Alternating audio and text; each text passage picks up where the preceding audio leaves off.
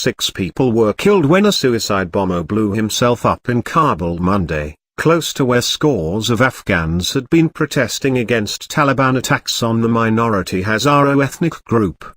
The attack is the latest in a wave of violence across war-torn Afghanistan as the Taliban intensify pressure on beleaguered government security forces, which are suffering record-high casualties. Interior Ministry spokesman Najib Danish said 20 were wounded in the blast, which struck in front of a high school in the downtown area of the Afghan capital.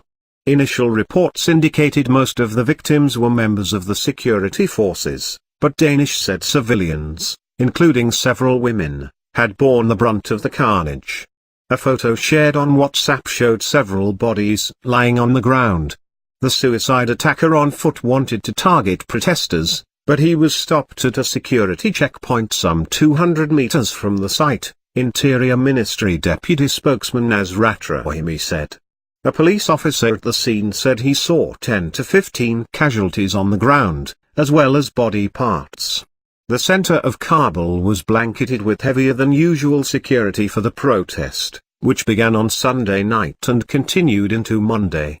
It was a huge blast near Istiklal High School, very close to where the demonstrators were gathering, witness Kais Nawabi told AFP. There was no immediate claim of responsibility for the attack.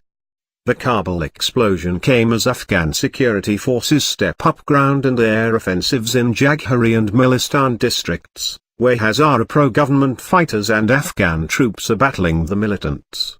Fighting in the area has been ongoing since Wednesday, fanning fears that the violence could be rooted in ethnic or sectarian differences. The escalation in violence comes as U.S. envoy Zalmay Khalilzad returned to the region as part of efforts to convince the Taliban to end the 17-year war. Khalilzad met with President Ashraf Ghani on Saturday. The former U.S. ambassador to Kabul will also visit Pakistan, the United Arab Emirates and Qatar, where the Taliban has a political office.